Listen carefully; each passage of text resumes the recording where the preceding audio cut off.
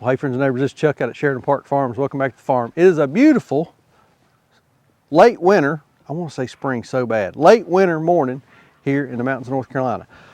Got Sandra in the house. I'm gonna go in there and see if I can pry her out. We got some chores to do this morning. We're gonna feed some cows. We need to move another farrowing hut up on the hill to our pigs. We've got 3 of our sows that are, man, they're close.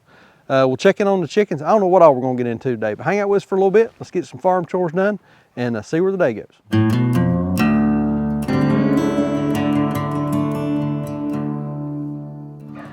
There's my pullover. That's the problem this time of year. It's cold in the morning. You come out and you start working. So I was looking for that thing this morning. It's cold in the morning. You come out and you start working. As the day goes along, it warms up. You take off a toboggan and put a boggin. We've talked about that. Put a hat on. You lay it down. Take off your pullover, lay it down. Then the next morning, it's cold. You go out. You get ready to go to work. You can't find your cold weather clothes. I'm terrible at losing stuff like that. I'm like a kid in the 3rd grade.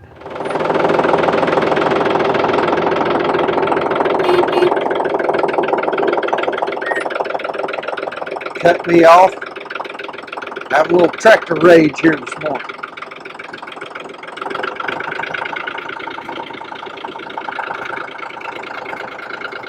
All right, I want to talk about hay for just a minute. So we were getting a little low on hay. We had bought, gosh, I don't remember how many rolls we bought back early in the year, and we were down to a couple. So the guys that we originally bought our hay off of had about 30 rolls left, so I went and picked up 12 of those rolls yesterday. And the guy that I bought it off of stacked it so neatly on my trailer that he inspired me to do a better job of putting hay up in the barn. And so I done a little better job of stacking this stuff up. It's not quite as disheveled as that last bunch was.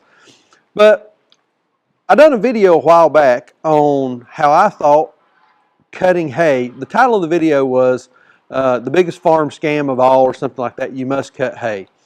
And that video recently has gotten a lot of traction and has really taken off, and a lot of people have watched it. And I've gotten some good comments, some constructive comments, and I've got some pretty nasty comments too.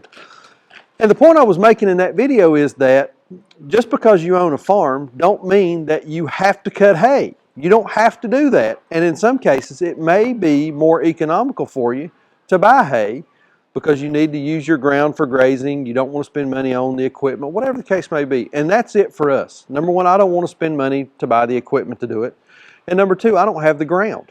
You know, we graze over every piece of open ground that we have on this farm. And that's more profitable to me than going in and leaving an area fallow for a while, cutting hay, and then putting hay in the barn. I'd rather run the animals on it and buy hay. The guys I buy this off of, I don't think they have any cattle anymore, but they've got a beautiful farm and they're using compost to grow their hay with. It's no fertilizer, no chemicals, nothing like that. So it's good quality. It's still good quality hay. The cows like it. But I just got a lot of comments on that. And if you've got a farm, just don't think that you have to cut hay. You can buy hay. And there are guys in your neighborhood, I guarantee you, that are cutting hay and selling it. And it's a good way to keep money local. You're supporting another local farm. You're bringing some of their nutrients onto your farm. And you're not having to use your ground for hay ground. So glad that video is getting some traction, but getting some nasty comments about it too.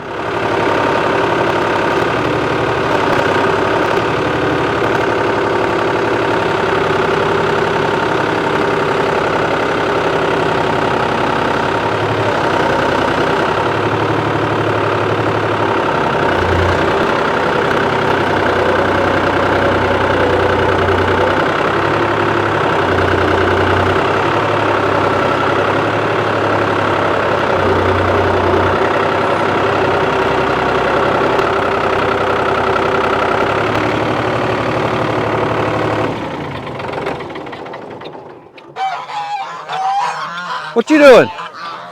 Picking up eggs. Got some ground eggs? What you got? Got 11.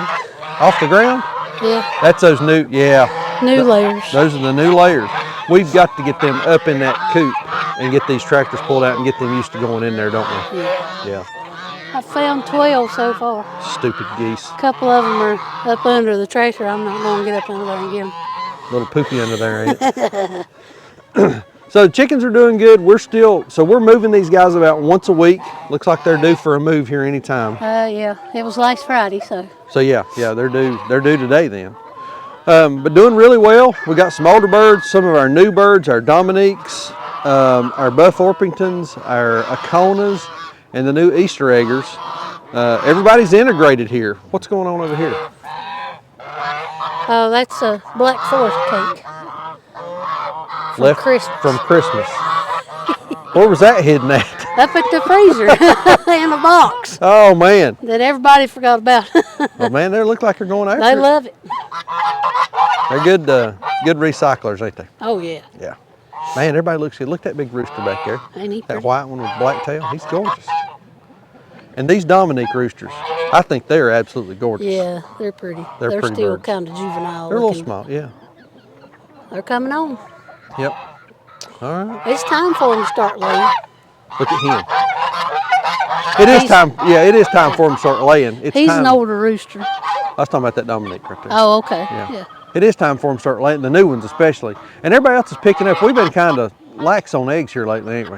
Yeah, we're having trouble with this light for some reason. Yeah, I've got a light in there and it wants to come on and flash. I've put a new timer on it.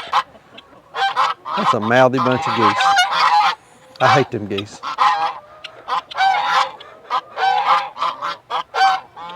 And they're laying now too. Yeah, they're got a lot of eggs off of them. Goose eggs.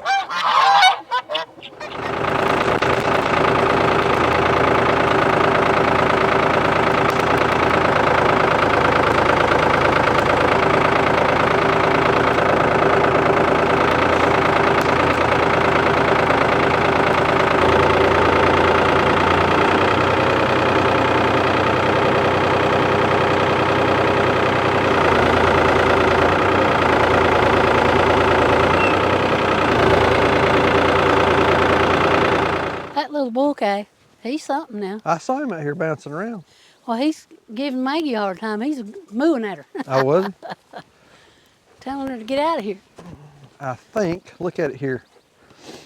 This Go up the hill. up the hill. Okay. All right, on the cow situation. Here's Look where at that we're milk mouth. Look at that milk mouth on him. Here's where we're at. So this is the first calf that was born on the farm this year. Little bull calf. He's been steered and he's looking really good. He's going to work on his mama there, it looks like. Yep, he's got all kinds of milk on his face. This girl right here, this is another one of the 5 that we bought, that this one had that calf. She is immensely pregnant. Bags filling up, excuse me, bags filling up, a lot of swelling around her vulva, a lot of swelling around her vulva. So she's close, she's real close. This was the second calf that was born on the farm this year, little heifer calf, born to this Baldy. She's doing really well. A little small, but she's coming on. We've seen her nursing on mom. We have not seen any other calves nursing on mom, but again, we don't stay out here with them 24/7. But she seems to be doing fine, very energetic, always bouncing around when we come out, and looks like she's doing well. Where is 201's calf? Back In here? amongst them biggins there. In amongst the biggins. So this big girl right here, broadside to us, that's number 201. She's the one that we were following for days, wondering when she was going to have her calf, and had it while Son and I were going to town one day. And this is it, little heifer calf. And she's got a big old milk mouth. One thing I was noticing about this calf a while ago, she is thick in the neck. She is a really, really good looking calf for, how old is she now? Is she 2 weeks? Oh, yeah. Two, She's probably 3 weeks. 2, maybe 3 weeks old. But she is doing fantastic. And mama has retained good condition. I mean, she's still nice and fat. She's good and fat around her hindquarters. So she's retained her condition really well. Good mom, good calf. And this calf was off of Mongo, which was our Red Angus bull that we had sold earlier in the year, as is that one. Interesting, this one has a little more red to her than this one does. This girl is pretty solid black. She's a little red tinged around her face, but otherwise she's solid black. And you can see the difference. The first one born this year No, that one was born last year.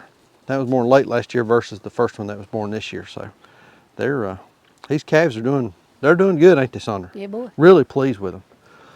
This girl here, this is one that we had bought in a load from our friends at Parker Farms. She's been exposed to a bull. I think she's pregnant. So we're probably going to test her. We'll check her.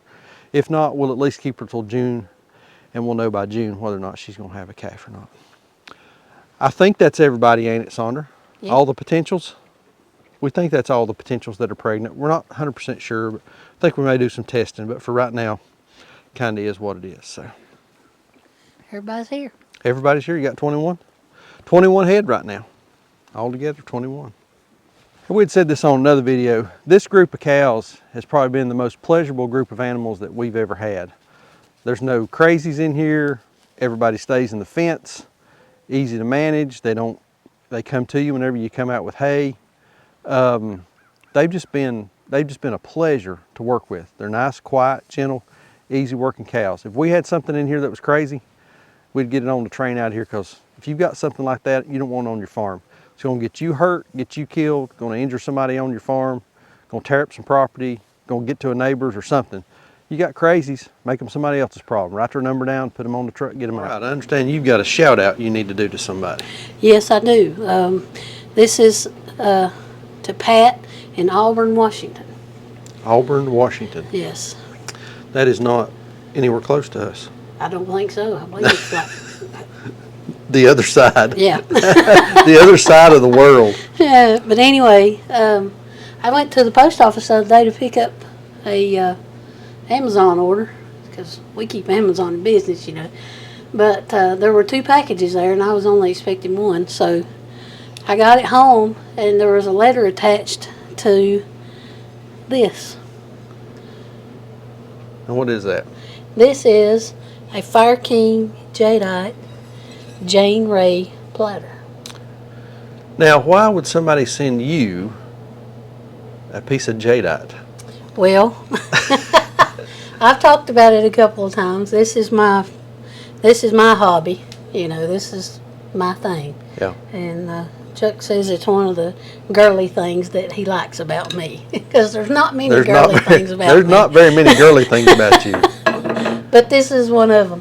But I was very moved and touched by this. So, Miss Pat, you just don't know. And this was a piece that belonged to her mom? This belonged to her grandmother. Yeah. And she said that none of her children would be interested in things like this. So she has seen fit to send me a family heirloom. How nice. And I'm speechless. Yeah, that's pretty. That's pretty. Well, it got here about a week ago, and it's taken me till now to be able to talk about it without just, you know, wahawing about it. Well, I tell people that my retirement is tied up in Jadeite futures, and here's why. Sandra has just a few pieces of Jadeite. There's one cabinet.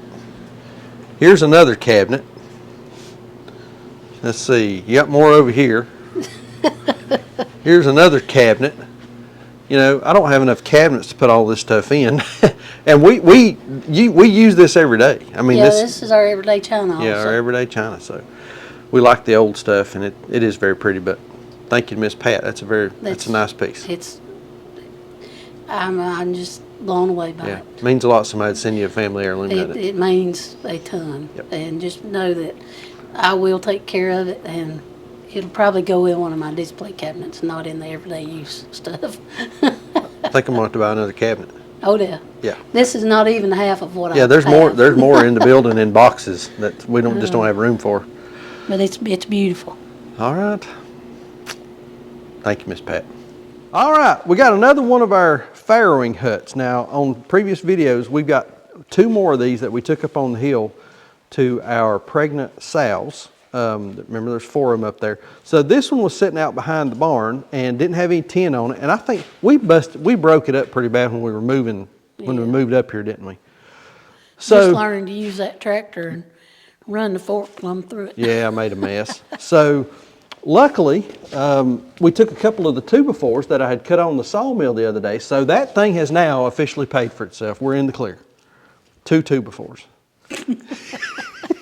So Newman, the guy that works for us, he put a couple of 2x4s in there, and then we just had some old scrap tin that came off of a barn that we tore down here about 1.5 years ago. Skinned it over. It's a pig hut. They just ain't nothing fancy about it, is there? Taj my pig. Taj my piggy. So this will be a nice area for that for one of those sows to get in to have her piglets if she wants to. Again, this is a design based on something that Jordan Green had built. And the nice feature about this is, see that bump bar back there? As those piglets, if they want to get away from mom, they can scoot up and under that bump bar and get away from her and sort of decrease their risk of getting laid on or rolled over on, and it works out really nice. So, Now this one's been modified a little bit. what do we do to this one? See, the inside rails aren't in there. Oh, that's right. That's right. On the others, there are a couple of braces that go through here. We didn't do that on this one. That was a little bit of a change. It's got corner braces instead. Yeah, got the corner braces instead. So that makes for a little more comfortable. This one was initially designed and made to be able to put the forks under it right here Yeah, and run it out through there Yeah. and not have to have a strap. yeah. But we got to have a strap now. Got to have a strap now. Yep. But the bump bar, piglets can get under there. It keeps them from getting rolled over and crushed and that kind of thing. So we'll take this one up there and put it out. And we're going to go check on those piglets. Red Mama's, she'll be the first one to have hers. So we've got one more. So 3 more to have. Red, you think she's first? I think so. I got a little pin drop of milk out of her day before yesterday. Okay. And we'll look on those. I don't think she's having them now because I saw her up on the hill walking around. Okay. So I don't think she's had them yet. Yep. And we'll look in on the 7 new piglets too. So, and there's some hay up there, isn't there? Yeah. Yeah, we'll take this up there and put some hay in it. All right, load her up. Line me up there, baby.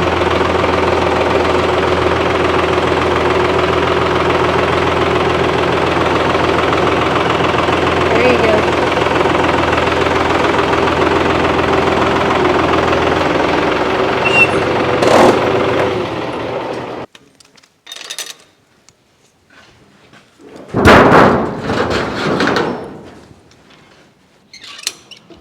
Them's the ones that was on the box, so they've been sitting out in the rain Yeah. and everything else.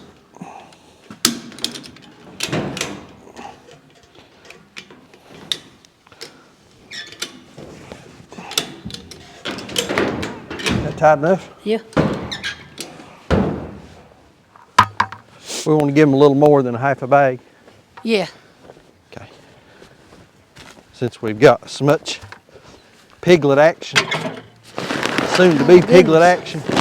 Red is hanging low. Huh? Red is hanging low. Well, she is hanging low, ain't she?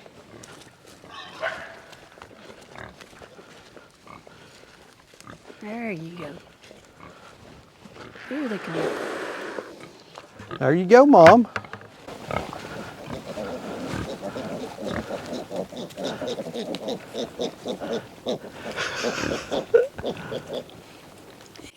The sounds they make.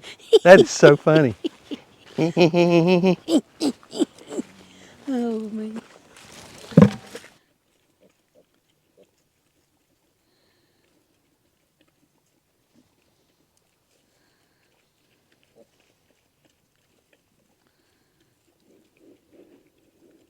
And then the big 3 here, we're all, man, we're so close. The black one right here, our superstar, she let me check her.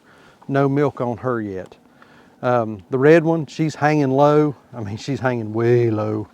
And then Spot here, she's becoming, her teats are becoming somewhat defined. So I think they're all We're getting close. 3 or 4 days, maybe. I think the spot's probably a couple weeks out. You think she's a couple weeks? So, but anyway, And yeah, now you the can red really, one here? yeah, you can really see right She's there. within a day or two. Yeah, she's close. Yeah, look how swollen she Real, is. real swollen vulva. So, yeah, they're close. So we should be having some piglets. You know, any more piglets any day now. So I'm gonna try to check her. Got any milk?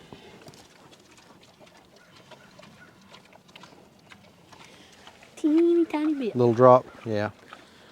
When they start expressing milk, when it's when it really flows, they're usually within 12 hours, aren't they? Yeah. Yeah, so she's still 24 hours, maybe 2 days. Hard to tell.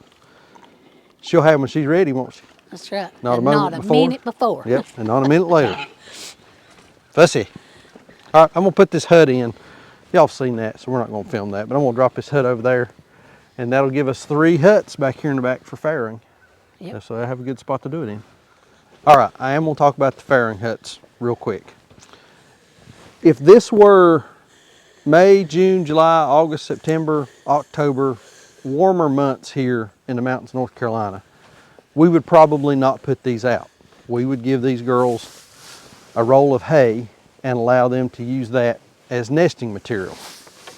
But because of the time of year that it is, we still have the potential of having nights that are, I think, there's one night in the next 5 days, it's like down in like 26 or something. Tonight is like 27, I think. Yeah, so it's supposed to get cold tonight. So this gives them a little added shelter and protection. And piglets will generally do well as long as they're warm and dry, or at least one or the other. Piglets don't do well to be cold and wet. They don't do well. Well, now that they're a week old, it might not be as bad. Well, those, I'm talking about newborns. Newborns. I'm talking about newborns. Newborns here are not going to do well if they get cold and wet. So we've got hay in these. This provides a little bit of a windbreak. It gives a nice place for the moms to go in and have their piglets. And also, it's going to provide some protection from the older piglets, because milk stealing is a real thing. Yeah, We've boy. lost entire litters. Older piglets will go drink milk off of the new moms to get the colostrum. The new piglets then don't get that colostrum, and we've lost entire litters because of that very thing. So this provides a little bit of protection for those new piglets and prevents some milk stealing. And so I get beat up in the comments every time I talk about farrowing on pasture or farrowing in a hut or just providing nesting material about why don't you use farrowing crates. And we don't use farrowing crates for a couple of reasons. Number one, it's an inhumane way to rear piglets. Putting those mamas in those crates where they can't get up, they can't move, they can't turn around. I'm just not going to do that. I would not want somebody doing that to me. I mean, it's just, you know, and I understand their livestock and that kind of thing, but we just don't do that. And then number two, we want moms that have a natural maternal instinct that they can manage these piglets on their own without a lot of external human intervention. This first mom over here that had those 7, we came up a week ago that morning and she was spitting those piglets out. Sandra hung around, made sure that she wouldn't have any major problems, but she had them right out here in the middle of the field with a little bit of hay around her, and she done fantastic. She's a keeper. If we had a pig that was having those piglets and she was crushing them, she wasn't paying attention to them, and we've had this, have one here, get up and walk 15 feet and have another one, get up and walk 20 feet and have another one, and have piglets scattered all over the place. That's not a good mom. We don't want her. So that's why we do it. We provide protection, we provide a little bit of nesting material, and after that, it's up to the moms, but we're not going to do farrowing crates, so don't even come at me with, you should be doing a farrowing crate. It ain't happening. I want to give a quick shout out to our friends over on Patreon. We appreciate your support. We use Patreon as a way to kind of filter through a lot of the questions that we get. You wouldn't believe the number of questions that we get in comments, Facebook messages, text messages, emails, phone calls. You have no idea how many questions we get. We use Patreon as a way to kind of filter through those. And if you're a supporter over on Patreon, we promise and guarantee you that if you have a question, we will answer it over there. If you're sending us messages or leaving comments, we just get so many, it's just hard to promise that we can do that. Also, if you're a member over on Patreon, we post some things over there that we don't share on other social media sites, some pictures, some other things that have got going on. You get early access to our videos. We show those over there so you can watch them before everybody else sees them, commercial-free, ad-free. You don't have to sit through the ads. So if you're interested in becoming a supporter on Patreon, I'll leave a link in the description down below. And also, just this past week, I think we gave out our brooder plans. You know, we sell brooder plans for those brooders that we've got out in the barn. We gave that to all of our Patreon supporters. So come over and join us, build a nice community. We'd love to have you. All right, there it is. Another day on the farm. We got everybody taken care of. Had a pretty day. Wind's starting to pick up here a little bit. I think it's going to get cold tonight, and so we'll need to get around here in a few minutes, unhook water, get the dogs a fire built in the shop, all that kind of thing. Get ready for farmers market tomorrow. So, like we always say, please keep us in your prayers. May God bless you and your families, and we'll see you on the next video. Thanks.